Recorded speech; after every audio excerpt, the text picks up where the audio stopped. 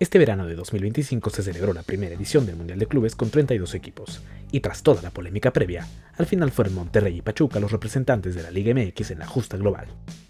Rayados y Tuzos son los equipos con más experiencia en este certamen, pues con esta, la pandilla sumó su sexto mundial, mientras que los de la Bella Airosa llegaron a la quinta actuación. Con resultados dispares y una experiencia que no se le olvidará a ninguno, aquí te dejamos la aventura de Monterrey y Pachuca en el Mundial de Clubes 2025. Antes de iniciar te invitamos a seguirnos en todas nuestras redes sociales, en donde nos encontramos como @baulfootmex. El sorteo de diciembre de 2024 emparejó a los Rayados del Monterrey en el grupo E de la competencia, junto al Inter de Milán, futuro subcampeón de Europa, River Plate, uno de los gigantes argentinos, y Urawa Red Diamonds, equipo japonés desconocido para nuestro fútbol, pero que anteriormente había echado a León del Mundial en 2023.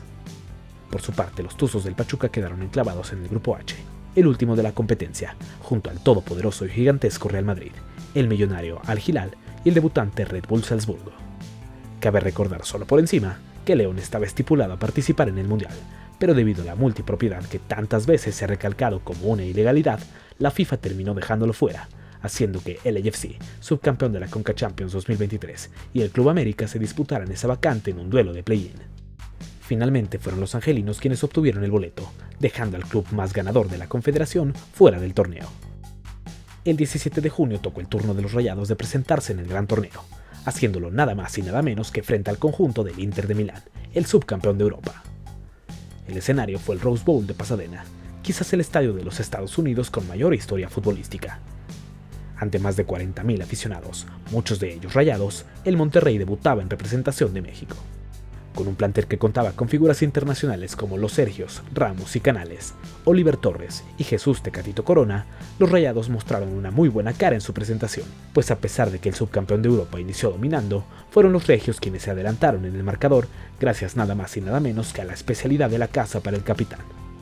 Sergio Ramos vencía a Jan Sommer y sorprendía al mundo con un cabezazo implacable. Sin embargo, los subcampeones de Europa reaccionaron y estuvieron muy cerca de igualarlo, pero Esteban Andrada lo evitaba con grandes intervenciones. No obstante, una jugada prefabricada fue la que terminó abriendo el boquete en la defensa que se había comportado tan bien. Lautaro Martínez solo empujó y decretó el empate con el que nos iríamos al descanso.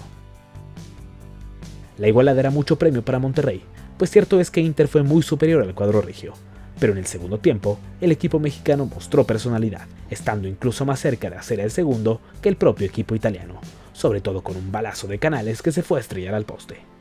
Lautaro hizo el de la ventaja, pero el exquisito olfato de Ramos lo evitó al dejarlo en fuera de juego. El propio capitán Nerazzurri tuvo el segundo, pero su media vuelta se fue desviada y entonces se confirmaba. Rayados lograba el tercer empate de un equipo mexicano y de CONCACAF frente a un rival europeo, y con ello debutaba en el mundial más grande de la historia con un resultado histórico para nuestro fútbol. El segundo duelo de los albiazules también tendría lugar en el Rose Bowl de Pasadena, donde el enorme River Plate de Argentina se plantaría en busca de un triunfo que le permitiera encaminar su pase a la siguiente ronda. En un estadio prácticamente dividido a la mitad entre Rayados y Millonarios, ambos equipos tuvieron buenas opciones, aunque el cuadro de la banda roja fue ligeramente superior. Sin embargo, un duelo que había levantado amplia expectativa finalizó con un insípido empate a 0 que colocaba a los riverplatenses en la cima del sector por encima de Inter, que en esa misma fecha venció al Urawa, y dejando al Monterrey en el tercer lugar, teniendo que ganar y esperar resultados para pensar en una posible clasificación. El duelo final, como los otros dos, se llevó a cabo en el estadio sede de la final de Estados Unidos 94, y lo enfrentaba con el conjunto japonés a quien debería vencer, y ahora sí, esperar que en el Inter frente a River Plate se diera el resultado esperado. Monterrey entendió desde el primer minuto que el único resultado que le servía era ganar, y salió a tratar de hacerlo sin pensar en lo que sucedía en el otro lado. Los Rayados dominaron el partido de principio a fin, y aunque costó, lograron abrir el marcador con un disparo muy potente de Nelson de Osa, que entró literalmente por el centro de la portería, pero que la potencia evitó que el arquero pudiera detenerlo.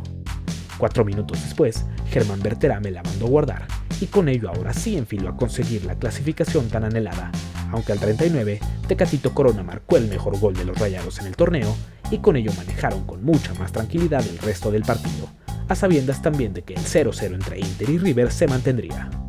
Ya para la segunda mitad, Monterrey solo se encargó de manejar el marcador, y con los goles de Inter en el otro partido, los Rayados consiguieron su clasificación a la siguiente ronda con 5 unidades, invictos y con solo un gol recibido, y terminaron coronándolo con el 4-0 de Berterame, que ahora sí confirmaba otro gran triunfo de Rayados a nivel internacional y lo citaba en octavos de final con una prueba importante, el Borussia Dortmund alemán.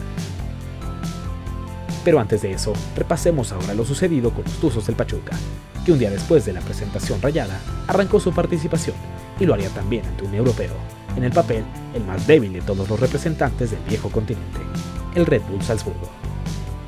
Los Tuzos en su papel de subcampeón intercontinental tenían la mirada puesta en el TQL Stadium de Cincinnati y estuvieron muy cerca de irse al frente en el marcador por medio de Salomón Rondón,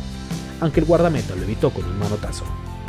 Carlos Moreno también mostraba sus reflejos, pero cuando parecía que nos iríamos al descanso con el empate a 0, apareció Glauc, que con un tremendo remate a segundo palo venció a Moreno, poniendo en ventaja al conjunto austriaco.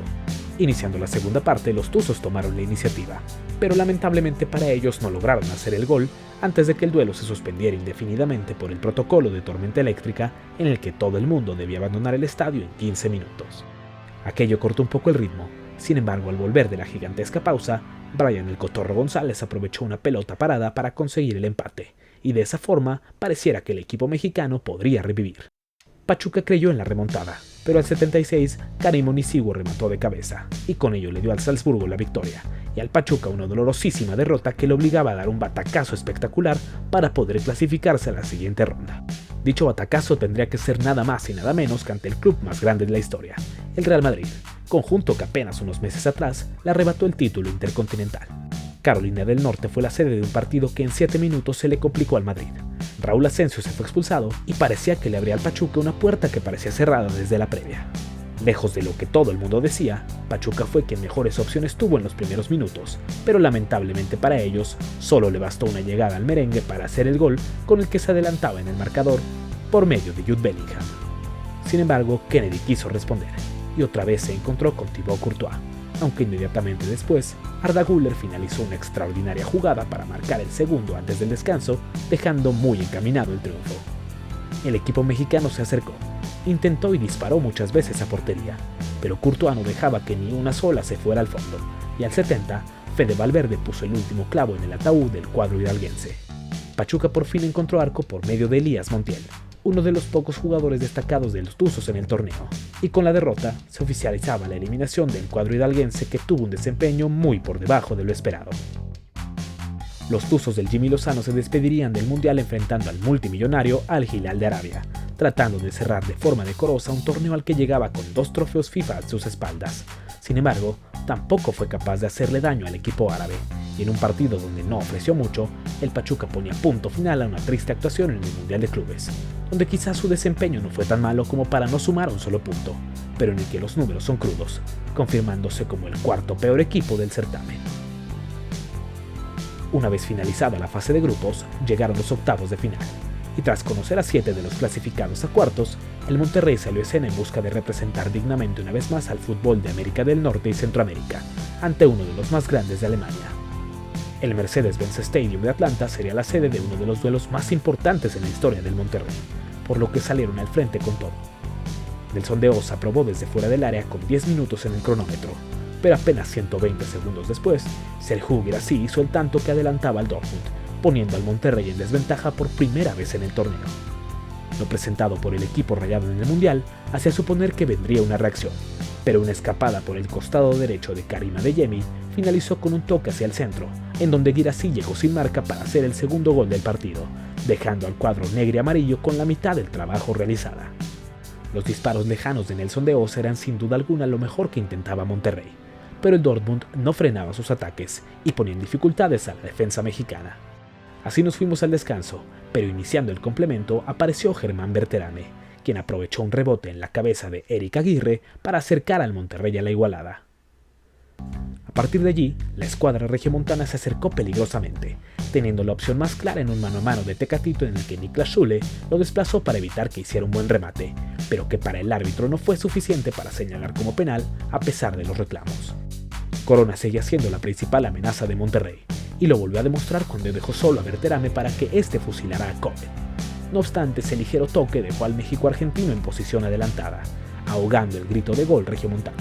Monterrey intentó con todo en los últimos minutos, e incluso ya en el agregado, un remate de Sergio Ramos se fue apenas unos centímetros por el costado. centímetros que dejaron a Rayados fuera del Mundial de Clubes, con una actuación más que decorosa, pero en la que dio la impresión de que el fútbol mexicano otra vez se quedó por debajo de la expectativa. Tanto Rayados como Tuzos dieron todo, y aunque el resultado fue mejor para los de la Sultana, este mundial los consolidó como los mejores equipos mexicanos en la historia de este torneo,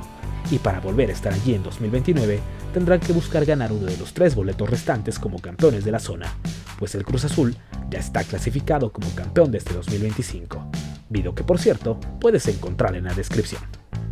Si este video te gustó y quieres seguir conociendo las mejores historias y estar al tanto del video que se viene con todo el resumen del mundial, te invitamos a suscribirte a nuestro canal, darle like a este video y compartirlo con quien tú quieras, y así más gente se una a la gran comunidad del baúl del fútbol mexicano.